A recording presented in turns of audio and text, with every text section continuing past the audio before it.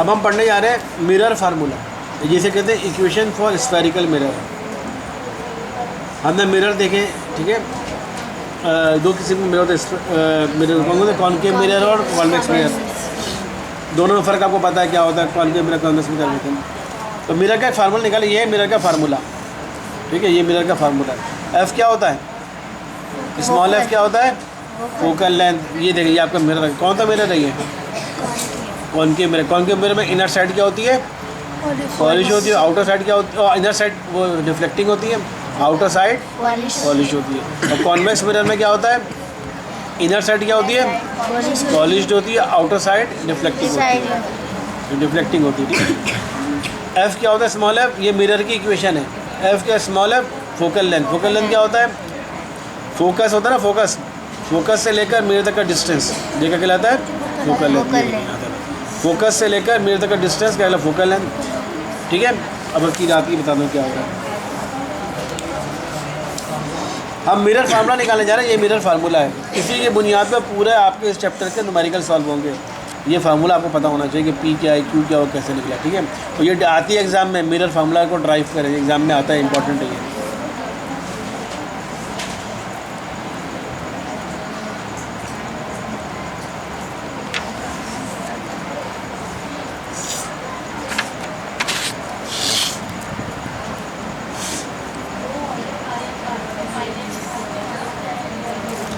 अब देखें, बोला it is a relation between the distance of the object image from the pole of the mirror and the focal length of the mirror. Mirror formula है क्या, mirror formula को define कर रहे हैं।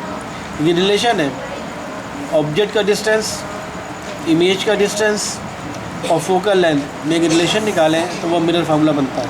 अभी बताता हूँ ऑब्जेक्ट के डिस्टेंस वगैरह क्या चीज़ होती है। एफ तो पता ना, फोकल लेंथ होता है।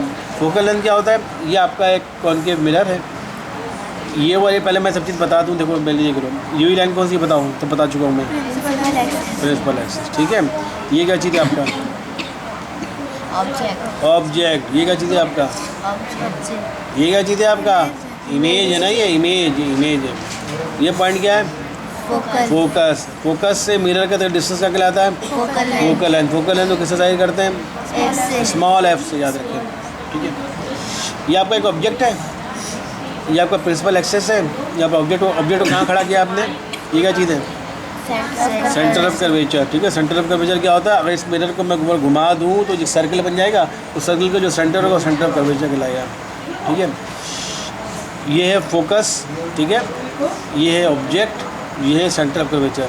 ऑब्जेक्ट कहाँ खड़ा हुआ है, सेंटर ऑफ कर्वेचर और फोकस के बीच में नहीं, मतलब वो दरमियान में कहीं पर भी, यानी फोकस इधर इधर इधर इधर इधर कहीं पर भी खड़ा कर सकते हैं। सेंटर ऑफ कर्वेचर और फोकस के दरमियान जब ऑब्जेक्ट खड़ा होता है तो अब कंडीशन, हमें कंडीशन पड़ी थी ना, ऑब्जेक्ट अगर सबने कंडीशन पड़ी थी, ऑब्जेक्ट बिल्कुल बहुत दूर इन्फिनिट डिस्टेंस पर हो, फिर वो सेंटर ऑफ कर्वेचर थोड़ा डिस्टेंस पर हो, फिर सेंटर ऑफ कर्वेचर के ऊपर खड़ा हो जाए, फिर सेंटर ऑफ कर्वेचर फोकस के दरमियान आ जाए, फिर फोकस के ऊपर खड़ा हो जाए, फिर फोकस और पोल के दरमियान आ जाए, ये पढ़ता ना कंडीशन, वो कंडीशन हम देखते हैं।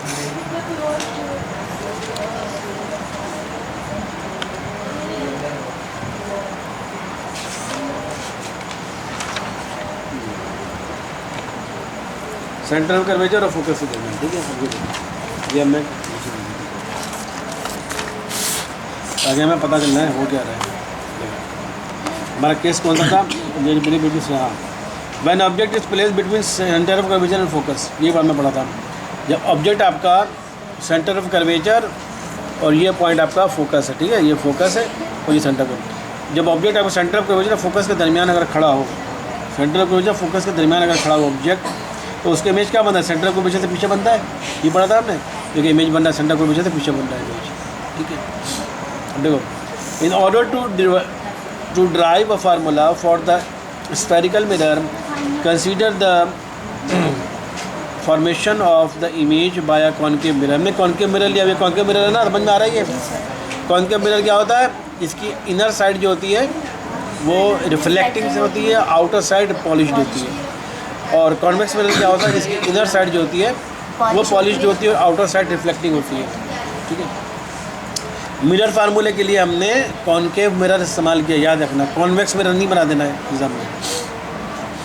इन order to drive a formula for the spherical mirror consider, साइम बातें नहीं करो। In order to drive a formula for the spherical mirror, consider the formation of an image by a concave mirror when an object is placed between the principal focus and center of curvature of the mirror. हमने एक object लिया है जो centre of curvature और principal focus या focus curve के दरमियान में एक ऑब्जेक्ट खड़ा हुआ है। ठीक है, अकॉर्डिंग टू दिस कंडीशन हमने पढ़ा था जब ऑब्जेक्ट को प्लेस किया जाता है सेंटर ऑफ कर्वेचर और फोकस के दरमियान तो उसका इमेज सेंटर ऑफ कर्वेचर से पीछे बनता है। ये इमेज इसका बन गया, ये लाइट रे आ रही है, लाइट रे अगर यूँ, अगर लाइट रे अगर एक लाइट रे अगर यूँ आ रही है, अगर कोई लाइट रे ऑब्जेक्ट से टकरा कर अगर पोल पर टकराएगी तो क्या उसमें क्या होता है कंडीशन, जितना एंगल प्रिंसिपल एक्सेस यहाँ बनाएगी उतना ही एंगल इमेज का एंगल भी उतना ही बनेगा। ठीक है, नहीं बता रहा, एंगल आई और एंगल आर दोनों सेम बनेगा, पहले केस। दूसरा, एक लाइट रे हमारी तो ये हमने शो कराया इस तरह जा रही है, एक लाइट रे यूँ आ रही है, ऑब्जेक्ट टकराती हुई पोल टकरा रही है, पोल टकराने के बाद ये तो उतना एंगल यहाँ से प्रिंसिपल एक्सेस से बना रही होगी। ठीक है, उतना ही दोबारा प्रिंसिपल एक्सेस रिफ्लेक्ट होगी, वही प्रिंसिपल से उतना ही एंगल बना रही होगी। एक लाइट यूँ शो कर रहे हैं, एक लाइट यूँ आ रही है, डायरेक्ट कहाँ जा रही है, किसे कहाँ से जा रही है, फोकस से गुजर रही है। तो हमने केस पढ़ा था जब कोई लाइट फोकस से गुजरती हुई मिरर पर टकराती है तो क्या होता है, रिटर्न होते हैं वो पैरेलल हो जाती है प्रिंसिपल एक्सेस के। हमने ये पढ़ा था क्योंकि लाइट प्रिंसिपल एक्सेस की कोई लाइट अगर पैरेलल आ रही हो और मिरर से टकराए तो रिटर्न होते वक्त फोकस से गुजरती है। और एक और केस पढ़ा था हमने जब कोई लाइट अगर फोकस से गुजर के मिरर से टकराए तो रिटर्न होकर वो पैरेलल हो जाती है, पढ़ा था ना हमने। अब देखो इसको आप यूँ बनाओगे, फोकस से गुजारोगे और यूँ पैरेलल बना दोगे, ये वाली लाइन ये लाइट रही जो रिफ्लेक्ट हो रही है ये पैरेलल है किसके, प्रिंसिपल एक्सेस के पैरेलल है। ये वाली लाइट रे इधर गई और ये वाली लाइट रे इधर की, दोनों जहाँ पर मिली वहाँ पर इमेज बनता है। ठीक है, जहाँ पर वहीं पर इमेज बनेगा। तो अगर आप खुद से भी बनाओगे ना तो आपका भी इमेज हमेशा सेंटर कर्वेचर से पीछे ही बनेगा, तो सेंटर कर्वेचर से पीछे आपका इमेज बनेगा, तो यहाँ पर इमेज बनेगा। और क्या प्रॉपर्टी पड़ी थी, रियल इमेज बनेगा। ठीक है, पहली कंडीशन रियल इमेज नहीं, हकीकी इमेज बनेगा। इन्वर्टेड होगा, अगर ऑब्जेक्ट का सर हेड ऊपर है तो हेड नीचे छोड़ देगा।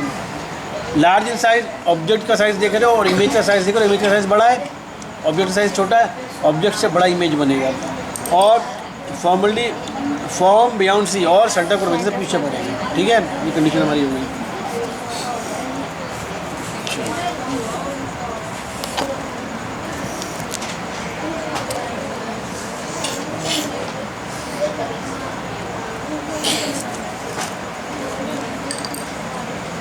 ठीक है, अब हम देख रहे हैं, देखो अब हमने क्या चीज़ लिया, ये है फोकस, फोकस से मिरर तक का डिस्टेंस, यहाँ से यहाँ तक का डिस्टेंस क्या कहता है, फोकल लेंथ कहलाता है, इसको स्मॉलर दायर करते हैं। अब हमने दो चीज़ें ली हैं, ये ऑब्जेक्ट यहाँ पर खड़ा है ना, ऑब्जेक्ट का मिरर से डिस्टेंस यहाँ से यहाँ तक का डिस्टेंस वो कहते हैं पी, स्मॉल पी से दायर करते हैं। ऑब्जेक्ट क्या खड़ा है, ऑब्जेक्ट का मिरर से डिस्टेंस जो कहलाता है वो कहलाता है स्मॉल पी। इमेज यहाँ पर बन रहा है, इमेज का मिरर से जो डिस्टेंस कहलाता है वो स्मॉल पी कहलाता है, ये याद रखना। पी क्या होता है, ऑब्जेक्ट का डिस्टेंस मिरर से, ऑब्जेक्ट का डिस्टेंस, ऑब्जेक्ट और मिरर के दरमियान का जो डिस्टेंस होता है वो कहलाता है स्मॉल पी। क्यू क्या होता है, इमेज और मिरर के दरमियान जो डिस्टेंस होता है वो कहलाता है स्मॉल पी। ठीक है, याद रखना। अब तीन चीज़ आपको पता चल गई, एफ पता चल गया, फोकल लेंथ। फोकल लेंथ क्या होती है, फोकस और मिरर के दरमियान का डिस्टेंस फोकल लेंथ कहलाता है। पी क्या होता है, ऑब्जेक्ट जहाँ पर खड़ा है, ऑब्जेक्ट और मिरर के दरमियान का डिस्टेंस वो पी कहलाता है। क्यू क्या होता है, इमेज और मिरर के दरमियान का डिस्टेंस वो कहलाता है क्यू। ठीक है, ये ऑब्जेक्ट है, ये इमेज है, ये ऑब्जेक्ट है, ये इमेज है, दो चीज़, एक ऑब्जेक्ट और एक इमेज। ऑब्जेक्ट का इमेज बन रहा है, इमेज का बन रहा है सेंटर ऑफ कर्वेचर से पीछे इमेज बन रहा है।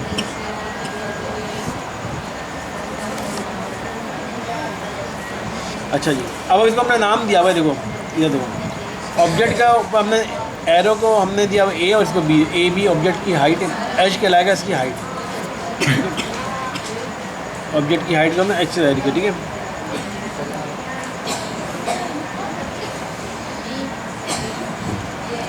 ठीक है, एच ऑब्जेक्ट की हाइट है, इमेज की हाइट इसको भी असर किया, एच से जाहिर किया।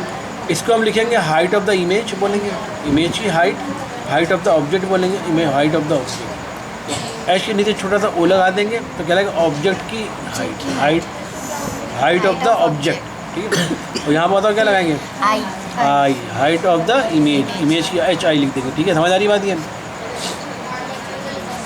ये हमने नाम दिया, इसको ए बी नाम दिया हुआ, ये क्या दिया हुआ ए डैश बी डैश, ए डैश, ठीक है। ए डैश पे हेड है, बी डैश पे टेल है, ए पर हेड है, बी पर टेल है। हेड और टेल समझ में बात है क्या कह रहा हूँ, हेड और टेल। अच्छा, ऑब्जेक्ट का मिरर से डिस्टेंस क्या कहलाता है, focal P, small P. Object का मिरर से डिस्टेंस स्मॉल पी। इमेज का मिरर से डिस्टेंस स्मॉल पी। फोकस से मिरर का डिस्टेंस फोकल, ठीक है, ठीक है। सी सेंटर पर। अच्छा, A B is the object placed before the mirror between the focus and the centre of curvature. बोल रहा है ए बी जो एक ऑब्जेक्ट है, ए बी का ऑब्जेक्ट है जिसको हमने रखा है कहाँ पर, मिरर के सामने रखा है, between the focus and centre curvature के दरमियान में हमने कहीं पर भी रख दिया है। ज़रूरी नहीं बिल्कुल दरमियान का मतलब बिल्कुल सेंटर नहीं, मतलब हमने कहीं यहाँ पर भी रख सकते हैं, यहाँ पर कहीं पर भी रख सकते हैं। ऑब्जेक्ट को हमने फोकस और सेंटर कर्वेचर में दरमियान में रख दिया कहीं पर भी, ये हमने बोला। 2 rays AP and AD are incident on the mirror. अब 2 रेज आ रही हैं, AP रेज आ रही है, AP रेज हमने नाम दिया, एक रेज आ रही है AP हुआ है, और AD A और D ये रेज आ रही है। यहाँ से रेज आ रही है ना सारी, यहाँ पर मिरर है तो रेज इधर से आ रही है, AP रेज आ रही है और AD हमने रेज अभी 2 कंसिडर किया। Are incident on the mirror, ray AP is reflected with the same angle along the direction PA। AP जो होगी उसी एंगल से जाएगी, मैं बताया था जिसे, ठीक है, जिस एंगल से जाए, यानी ये वाला एंगल और ये वाला एंगल सेम होगा, ये वाला एंगल सेम होगा। ये कौन सा, इस एंगल का क्या नाम आएगा, क्या बोलते हैं, angle I, angle of incidence. इसको क्या बोलते हैं, angle R, angle of reflection. समझ आ रही बात ये। तो एंगल आई बराबर होगा, बता चुका हूँ पहले मैं। रे AP is reflected with the same angle, रे AP रिफ्लेक्ट हो रही सेम एंगल से, यानी यूँ आ रही है P पर टकरा रही है, उसी एंगल पर जा रही है।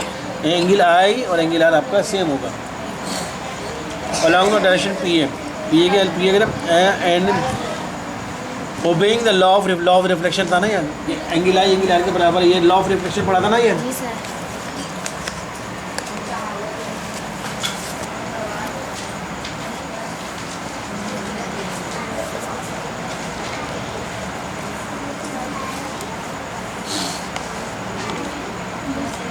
अच्छा जी, अब क्या बोल रहा है,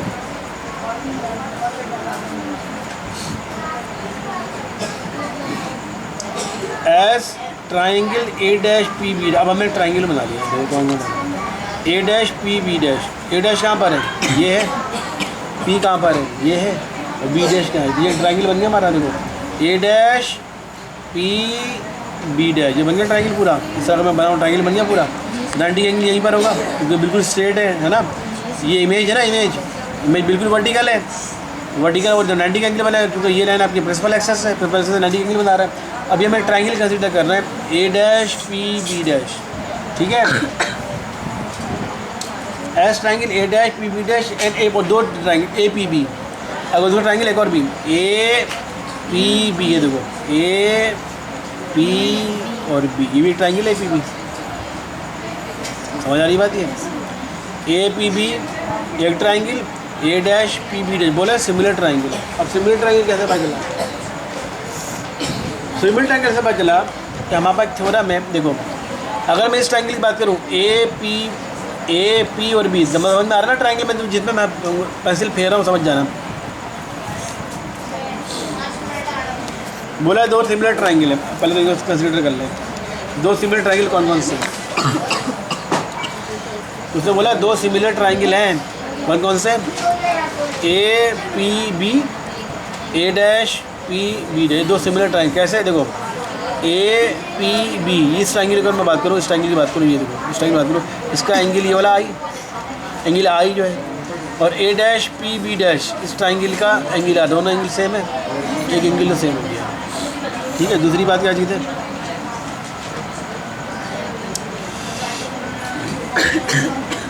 90 का एंगल, इसमें भी 90 का एंगल है, इसमें भी 90 का एंगल, 2 एंगल, एक एंगल सेम हो गया। एक एंगल और दो एंगल सेम हो गए, ठीक है। तीसरी क्या चीज़ है, दो एंगल सेम हो गए, दो एंगल आई एंगल आर हो गया इक्वल, और एक 90, दो एंगल हमारे सेम हो गए, तो तीसरा एंगल भी ऑटोमेटिकली सेम हो जाएगा। ठीक है, अब देखो ए पी बी का दो एंगल आई और 90 का एंगल, ए डैश पी बी डैश इसका भी एंगल आर और 90 का एंगल दोनों का सेम है। तो किसी भी दो ट्राइंगल के अगर दो एंगल सेम हो तो उन दोनों ट्राइंगल का तीसरा एंगल भी ऑटोमेटिक सेम होगा, सेम हो जाएगा ना, ऑटोमेटिक सेम हो जाएगा। कोई भी दो ट्राइंगल लोगे अगर उसके दो एंगल अगर सेम हो जाए ना तो उसका तीसरा एंगल क्या होगा। मिसाल के तौर पर मैं एक ट्राइंगल है, देखो मैं बता रहा हूँ, एक ट्राइंगल मैं ये बनाया मैंने, ये एक ट्राइंगल मैं ये बनाया और एक ट्राइंगल मैं यूँ बना रहा हूँ,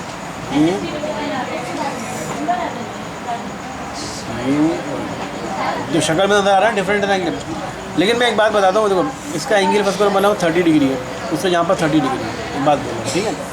इसका 30 डिग्री है, इसका भी यहाँ पर 30 डिग्री है, इसका एक जो है 90 डिग्री का, इसका भी एक 90 डिग्री का है।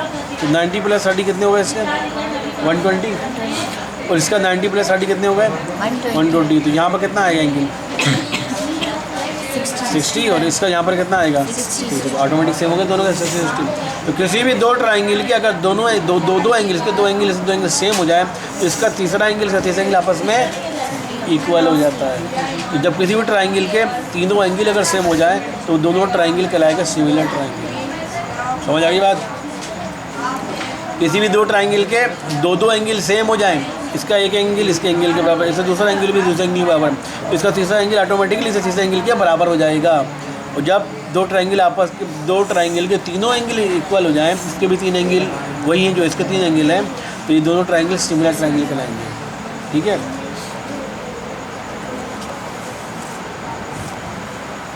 इसका भी थ्योरम है मैथ्स में, अगर हो सका हुआ अगर आपके कोर्स में रहा तो हम मुसादा करेंगे। ठीक है,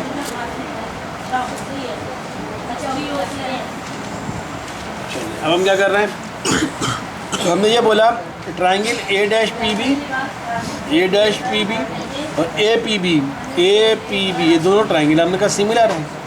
क्यों सिमिलर है, क्योंकि दोनों के दो एंगल सेम है।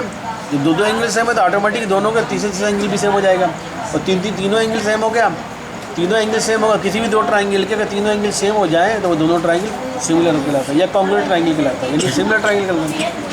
अब हम उनकी साइडों का रेशो ले रहे हैं, A B divide by A dash B dash. A B क्या है,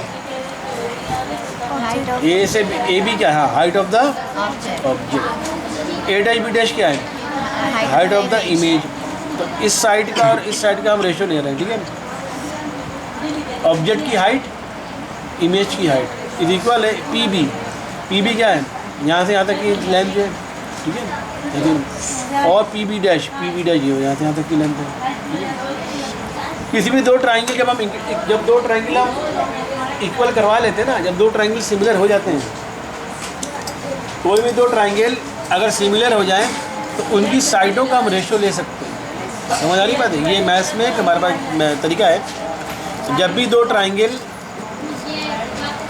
अगर इक्वल हो गए, सिमिलर हो गए, कोई भी दो ट्राइंगल अगर सिमिलर आपने करवा दिया उसको, किसी भी दो ट्राइंगल को आपने सिमिलर करा दिया तो उनकी साइडों का आप रेशो ले सकते हैं। ए बी क्या है, ट्राइंगल ए पी बी का एक साइड है ना, ए बी एक साइड होगा, राइट एंगल ट्राइंगल की एक साइड ये हो गई, दूसरी साइड ये हो गई, तीसरी साइड ये हो गई। एक साइड है और height of the object divided by, तो इसमें भी आप हाइट ऑफ द इमेज लेंगे, A dash B dash height of the image है, बराबर का पी बी क्या ये वाली साइड है, ए पी बी ट्राइंगल की ये वाली साइड पी बी है, तो ए डैश पी बी डैश की साइड ये वाली साइड पी बी डैश है। इन दोनों का ऑपरेशन ले रहे हैं। समझ आ रही बात ये, ए बी क्या है, height of the object H O, A dash B dash क्या है, H I height of the H I. ठीक है, H I height of the image real to P B क्या है, पी से बी तक ये क्या बताया था मैंने, ऑब्जेक्ट का मिरर से डिस्टेंस क्या कहलाता है, स्मॉल पी, स्मॉल पी लिख दिया। और पी बी डैश ये क्या चीज़ है, ऑब्जेक्ट का मिरर से डिस्टेंस क्या कहलाता है, स्मॉल की उम्र। ठीक है, ray A D which passes through the F becomes parallel to the principal axis, ये हमने देख लिया। जो रे, कोई भी रे अगर फोकस से गुजर रही होगी तो जब रिफ्लेक्ट होगी तो क्या हो जाएगी, प्रिंसिपल एक्सिस के पैरेलल हो जाएगी। ये हमने बोल दिया यहाँ पर। अब एस ट्रायंगल, अब हम बदी दो ट्रायंगल की बात करें। अभी हमने triangle A dash P B dash की बात की थी, ठीक है, A dash P B dash की बात की थी और ए पी बी की बात की। दो ट्रायंगल हमने कंपैरिजन करके एक चीज़ निकाली है अभी। यहाँ तो बस समझ आ रही है ना, ये समझने की चीज़ है। समझ को समझोगे तो याद होगा, अगर इतना कुछ गड़बड़ कर दी ना, यहाँ पर आगे पीछे कुछ कर दिया, सब गलत हो जाएगा। तो याद रखना, बीच समझ जो चीज़ समझ में नहीं है पूछ लो। अभी हमने दो ट्रायंगल लिया है, A dash P B dash और ए पी बी। इनमें हमने कंपेरिजन करा के दोनों की साइडों का रेशियो निकाला, ये रिलेशन बन गया। H O height of the object divide by H I height of the image is equal to P. P क्या है, ऑब्जेक्ट का डिस्टेंस मिरर से, और क्यू क्या है, इमेज का डिस्टेंस मिरर से, ठीक है। अब दोबारा हम एक और ट्रायंगल, दो ट्रायंगल और ले रहे हैं, ए बी एफ ले लो। ए बी एफ, ये देखो ए बी एफ, ये भी ट्रायंगल है आपका ए बी एफ, ये triangle A B B F. और जो ट्रायंगल ले लो, कौन सा बोल रहा है, एफ पी डी। कहाँ है भाई F P D, F P और डी का भैया है, एफ पी डी। यहाँ से लाइन, स्ट्रेट लाइन खींच लो, ये स्ट्रेट लाइन दो खींची हुई straight line, F P D. इसको आगे बढ़ा लो, यूँ बिल्कुल यहाँ पर, और यूँ और यूँ, बन गया एफ पी डी। एक ट्रायंगल बन गया F P D. F P D में 90 का एंगल कहाँ पर है बताओ, एफ पी डी में 90 का एंगल कहाँ पर है, पी पर, यहाँ पर बोला 90 का एंगल। और ए बी एफ में 90 का एंगल कहाँ पर है, बी पर। समझ आ रही है बात ये। एफ पी डी में ये वाला ट्रायंगल देख रहे हो ना, मैं जो शो कर रहा हूँ, F P D, F P D. यहाँ हमने बिल्कुल स्ट्रेट लाइन खींच ली थी बनाने के लिए, ताकि एक ट्रायंगल हमारा बन जाए। एफ पी डी, यहाँ से 90 का एंगल यहाँ पर है, पता है, एफ पी डी में 90 का एंगल पी पर है। और ए बी एफ में 90 का एंगल। अब इसमें भी, अब ये बोल रहा है ए बी एफ और एफ पी डी, ये भी दोनों आपस में सिमिलर है। ये कैसे सिमिलर, बताओ, आपको मुझे समझाएगा सिमिलर कैसे दोनों। ए बी एफ में भी 90 का एंगल है, ए बी एफ में 90 का एंगल यहाँ पर, ठीक है। और एफ पी डी में भी 90 का एंगल यहाँ पर है, ठीक है। आगे अब इसका ये वाला एंगल और इसका ये वाला एंगल दोनों सेम होगा। कौन सा एंगल, ये कैसे पता चला सेम एंगल, क्योंकि यहाँ पे जो एंगल होगा वही यहाँ पे। नहीं ज़रूरी नहीं है, ज़रूरी नहीं। अब ये हुआ कैसे पता होगा, नहीं देखो ये लाइन, ये रेंज हमारी जो जा रही है ना, ये ठीक है। और कौन सा एंगल है, ये इसका, ये वाली है और ये वाली है। इसको मैं यूँ बनाऊँ, दो पैरेलल लाइन के एक पैरेलल लाइन, एक लाइन ये है, एक लाइन हमारी ये है। दो पैरेलल लाइन है, दो पैरेलल लाइन को या यूँ कहूँ, एक लाइन हमारी ये, इसको मैं यूँ बनाऊँ, ये और ये इसकी बात हो रही है ना, इसकी ये वाला, ये वाला और ये दो एफ पी डी की बात करें ना, ये लाइन इधर गई, ये लाइन इधर गई, ये लाइन इधर गई। इसका इन दोनों एंगल, इन दोनों लाइनों का जोड़ा एंगल, इन दोनों लाइन, ये वाली एंगल ये रही और ये लाइन ये रहा, ये दोनों लाइन।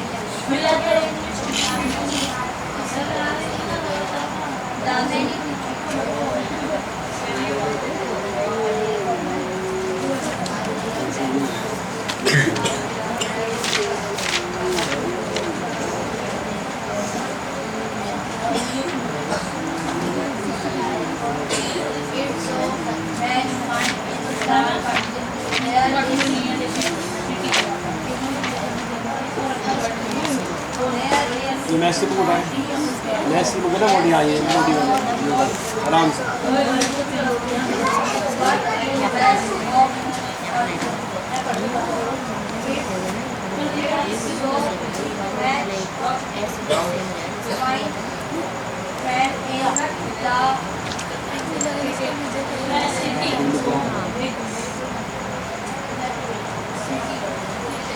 थ्योरम 1 पढ़ा था 9th में? जी सर। थ्योरम 1 में हमने ये पढ़ा था 9th में। थ्योरम 1 में हमने क्या पढ़ा था? यहाँ दिखाओ, ये एक लाइन है, ये वाली लाइन है। हमने कहा था ये वाला एंगल आपस में वर्टिकली अपोजिट एंगल बोला था, ठीक है। इफ़ टू लाइन इंटरसेक्ट, एक लाइन ये रही, एक लाइन ये रही, आपस में इंटरसेक्ट कर रही है, इंटरसेक्ट कट कर रही है। द वर्टिकली अपोजिट एंगल, ये वाला वर्टिकली अपोजिट एंगल, ये वाला वर्टिकली अपोजिट आर कॉन्ग्रुएंट यानी इक्वल होते हैं। ये तो पढ़ा था। अगर दो लाइन आपस में कट कर रही हो तो इनके वर्टिकली अपोजिट एंगल मतलब ये कहलाते हैं वर्टिकली अपोजिट एंगल।